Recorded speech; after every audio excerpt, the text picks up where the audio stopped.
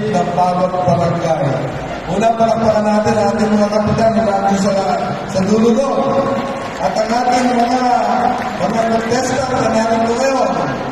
Ito ay unang araw pa lamang sa 4 na araw na magdiliwang ng ating Halamanan Festival. Halamanan Festival na kinilala hindi lamang sa ating dakilang lalawigan kung hindi sa buong Pilipinas na.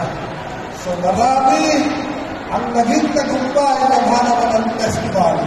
At yan ay utang natin sa bawat isang Bigiteño na kasama natin sa paglalakbay para tanghalin ang ating bayan na kaya natin sundan basta magaling! Kanina, ulitin natin, basta magaling!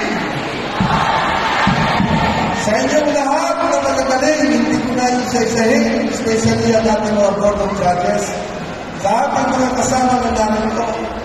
Maraming salamat. Ang tagumpay ng ating bayan ay hindi dahil kay Boy Cruz, hindi dahil kay Mayor Agay, hindi dahil sa mga kasama natin dito. Ang mahalaga nito, ang bawat isang Bigiteño ay nandoon ang pangarap na ang bayan ng Iginto ay tanghali na number 1 sa lahat ng larangan. Sa ating mga contestant, binabati ko na kayong lahat, winner na kayo, hanapin na kayo. Ang mahalaga, patuloy natin pangarapin. Ay itong ating bayan, ang pangarap ko po rito, maging sila. Marami nangangarap, maganda sa Makati, maganda sa Taguig, maganda sa Malolos, maganda sa Maykawanan. Kailangan maging siyudad tayo. At ito'y magiging siyudad sa tulong ng bawat isa. It doesn't happen.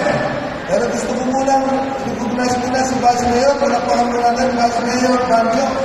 Palakpakan muna natin. At siyempre, hindi ko siya kahit sa ating anak.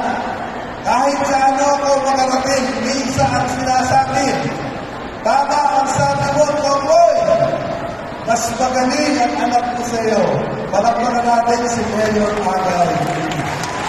Okay, maraming salamat. Muli po, mula po sa inyo mga palikod, andiyan si Congresswoman, Congressional Spouse, ang pinakamagandang babae sa balat ng lupa at sa pisngi ng langit. Okay, palakpakan po natin muli yun. Magandang gabi. Nabuhay po tayo.